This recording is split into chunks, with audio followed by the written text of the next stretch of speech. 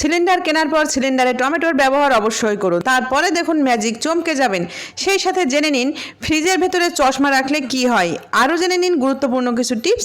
আসসালামু আলাইকুম, কেমন আছেন সবাই? আশা করছি সবাই ভালো আছেন, সুস্থ আছেন। আজকে আমি গৃহিণীদের জন্য আবারও কিছু গুরুত্বপূর্ণ টিপস নিয়ে চলে এসেছি। আশা করছি আজকের টিপসগুলো আপনাদের অনেক কাজে দেবে। ভিডিওটি ভালো লাগলে অবশ্যই একটি লাইক দিয়ে দিবেন। তো চলুন দেখা যাক বন্ধুরা। আমরা যখন এরকম গ্যাস ভর্তি সিলিন্ডার নিয়ে আসি তখন কিন্তু বাসায় কোনো ছেলে মানুষ না থাকলে এই সিলিন্ডার কিন্তু আমাদের কিচেন পর্যন্ত নিয়ে যাওয়া সম্ভব হয়ে ওঠে না। আমাদের অনেকের বাসায় দেখা যায় দুটো সিলিন্ডারও থাকে, তখন একটি সিলিন্ডার চেঞ্জ করতে হবে এবং আরেকটা সিলিন্ডার টেনে নিয়ে যেতে মেয়েদের কিন্তু খুব কষ্ট হয়।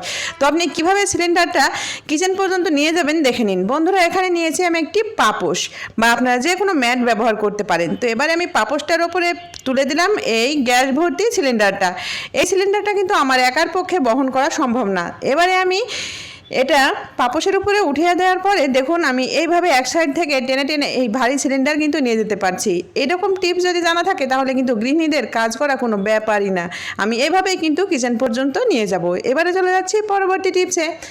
আমরা মেয়েরা তো শাড়ি পরতে পছন্দ করি, কিন্তু শাড়ি অনেকেই দেখা যায় ঠিকঠাক মতো ক্যারি করতে পারি না। আবার দেখা যায় অনেকেই শাড়ি পরে শাড়ির একটা সাইড ঝুলে যায়, আর একটা সাইড ঝুলে গেলে কিন্তু দেখতেও খারাপ লাগে। আবার সেটা পায়ে বেঁধে পড়ে যাওয়ারও সম্ভাবনা থাকে। সেক্ষেত্রে কিন্তু শাড়ির শেপও যেমন নষ্ট হয়ে যায়, আবার একটা অ্যাক্সিডেন্টও হতে পারে। তো আপনি শাড়ি পরার সময় একটি কাজ করবেন, তাহলে দেখবেন এই শাড়ি আর খুলে পড়ার সম্ভাবনা থাকবে না। যারা নতুন শাড়ি পরতে পারেন না তারাও কিন্তু খুব সহজে শাড়িটা পরে নিতে পারবেন। তো প্রথমে আপনাকে নির্বাচন করতে হবে শাড়ির কর্নার কোনটা।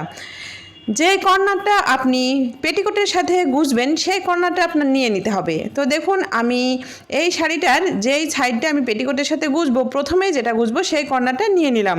নেওয়ার পরে এই শাড়িটায় আমি একটি গিট লাগিয়ে দিব। সুতি শাড়ি হলে তো এই কাজটা করবেন, তাছাড়া সিনথেটিক যে কোনো সাথে মাস্ট এটা করবেনই। দেখুন ছোট্ট একটি গিট আমি এইভাবে দিয়ে নিলাম। এই গিটটা কেন দিলাম জানলে কিন্তু অবাক হয়ে যাবেন। বন্ধুরা, আমরা যখন শাড়ি পরি তখন ঠিক এই প্রথম যে সাইডটা বা কর্নারটা আমরা পেটিকোটের সাথে গুজে দিই তখন কিন্তু এটা খুলে পড়ার সম্ভাবনা থাকে। এটা বিশেষ করে যারা টিনেজ শাড়ি পরে বা নতুন যারা বিয়ে হয়েছে তাদের জন্য খুবই উপকারী। দেখুন আমি হাতে রাবার ব্যান্ড পরে নিলাম, আর এটা হচ্ছে পেটিকোট মনে করেন, আমি এটা গুজে দিলাম। যতই শাড়িতে টান লাগুক না কেন এই কর্নারটা খুলে পড়বে না, আর এই কর্নারটা ঝুলে যাবে না। এই কর্নারটা ঝুলে গেলে কিন্তু শাড়ি দেখতে খারাপ লাগে। তাই আপনারা এভাবে একটি গিট দিয়ে নেবেন, দেখবেন শাড়ি খুব সুন্দর সেট হয়ে থাকবে, শাড়ির শেপও নষ্ট হবে না এবং পায়ে বেঁধে যে কোনো সময় পড়ে যাওয়ারও সম্ভাবনা থাকবে না। এটা কিন্তু খুবই উপকারী একটি জিনিস, অবশ্যই ট্রাই করবেন। এবারে চলে যাচ্ছি পরবর্তী টিপসে। এখন তো গরমের সময় দেখা যায় ফ্রিজে পানি রেখে আমরা কুল করতে পারি না, পানি প্রচুর পরিমাণে লাগে। তো এমন সময় আছে ফ্রিজে ঠান্ডা পানি শেষ হয়ে গেছে। সেই ঠান্ডা পানি আপনি কিভাবে চটজলদি করে নেবেন দেখুন। এখানে নিয়েছি আমি একটি পাতিলের ভিতরে পানি, আবার নিয়েছি একটি ওড়না। ওড়নাটা 4 ভাঁজ করে নিয়েছি, মোটা করে নিয়েছি। যদি মোটা কোনো কাপড় থাকে বা মোটা টাওয়াল থাকে তাতেও হবে। তো আমি এখানে ওড়নাটাই ব্যবহার করছি। এবারে ওড়নাটা 4 ভাঁজ করে এভাবে রেখে দিলাম। ওড়নাটা কিন্তু যথেষ্ট পরিমাণে ভিজিয়ে নিয়েছি, একেবারে চপচপে পানি রয়েছে। এবারে এই পানির বোতলটা ওড়নার সাথে এভাবে পেঁচিয়ে দিলাম। পেঁচিয়ে দেওয়ার পরে এটা আমি রেখে দেবো ফ্রিজে, তবে নর্মাল ফ্রিজে নয়, এটা আমি রেখে দিব ডিপ ফ্রিজে। আপনি এইভাবে যদি এটা ডিপ ফ্রিজে রেখে দেন দেখবেন 5 মিনিটের মধ্যে পানিটা খুব সুন্দর ঠান্ডা হয়ে যাবে।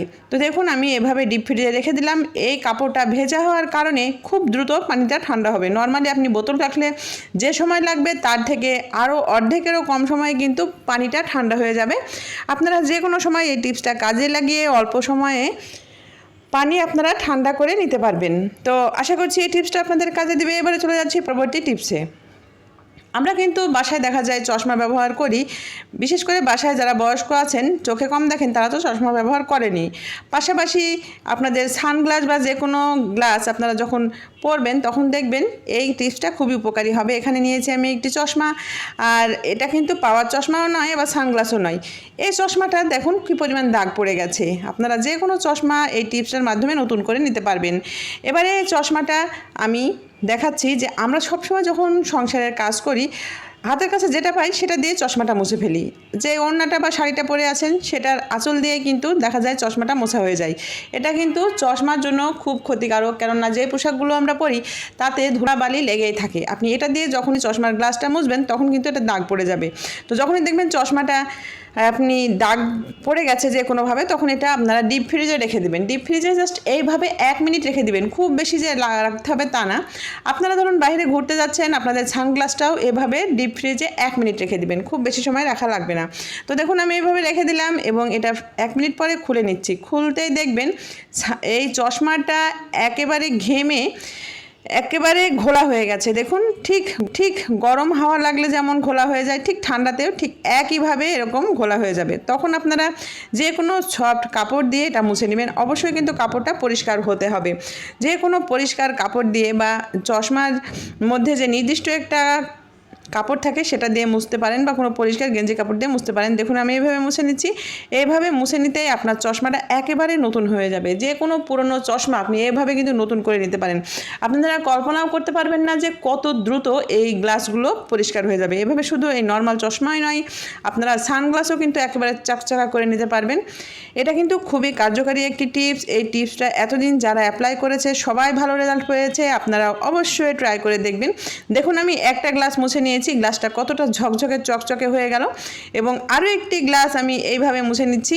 মুছে নিতে চকচকে হয়ে যাবে। আপনার বাড়ির বয়স্করা যারা আছেন তারা চোখে কেমন দেখেন, তাদের জন্য এই টিপসটা খুবই উপকারী হবে। তাদের চশমাটা আপনি দিনে যদি একবার এইভাবে মুছে দেন, দেখবেন তারা খুবই উপকার পাবে। দেখুন কত সহজেই চশমা পরিষ্কার করা হয়ে গেল। কোনো রকম ঝামেলা ছাড়াই আপনি দ্রুত এভাবে চশমা পরিষ্কার করে নিতে পারবেন। এই চশমাটা পরলে মনেই হবে না যে চশমাটা পুরনো ছিল, আপনি এভাবে নতুন করেছেন। এবারে চলে যাচ্ছি পরবর্তী টিপসে।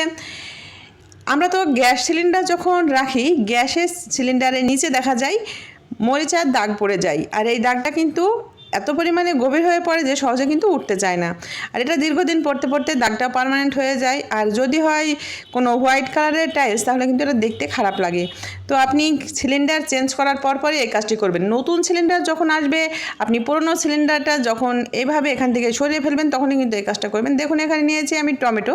আর টমেটো তো টক প্রকৃতির হয়। টমেটো কিন্তু যে কোনো পরিষ্কার করতে সাহায্য করে, যে কোনো দাগ পরিষ্কার করতে সাহায্য করে। এবং অর্ধেকটা টমেটো নেওয়ার পরে এখানে দিয়ে দিয়েছি আমি বেকিং সোডা, সামান্য একটু পরিমাণে, খুব বেশি না। তারপরে এখানে দিয়ে দিব আমি হারপিক। হারপিকও খুবই সামান্য পরিমাণে, কেননা মরিচা দূর করতে হারপিক খুবই উপকারী। তো এখানে হারপিক, বেকিং সোডা আর এই টমেটো দেওয়াতে এই জায়গাকার মরিচাটা কত দ্রুত উঠে যাবে আপনারা কল্পনা করতে পারবেন না। আপনাদের বাসার যে কোনো মরিচা যদি এরকম টাইলসে লেগে যায়, সেটা চটজলদি উঠিয়ে নিতে পারবেন। এটা কিন্তু দিয়ে রেখেও দিতে পারেন। আবার যদি মনে করেন এটা আমি সঙ্গে সঙ্গে ঘষে উঠে ফেলবো, তাহলে কিন্তু সঙ্গে সঙ্গে উঠে যাবে। এখানে হারপিক, টমেটোর রস এবং বেকিং সোডা 3টা মিশ্রণে এই জায়গাটা কিন্তু দ্রুতই পরিষ্কার হয়ে যাবে। দেখুন কত সহজে পরিষ্কার হয়ে গেল। এই দাগটা আপনারা পার্মানেন্ট হতে দেবেন না। নতুন সিলিন্ডার আসার সঙ্গে সঙ্গেই আপনারা পুরো সিলিন্ডার যখন চেঞ্জ করে নেবেন, তখনই এই দাগটা মুছে ফেলবেন। দেখবেন চকচকে ঝকঝকে হয়ে যাবে। বাসায় যদি টমেটো না থাকে, এখানে লেবু ব্যবহার করতে পারেন। তো দেখুন কত সহজে আমি পরিষ্কার করে ফেললাম। আশা করছি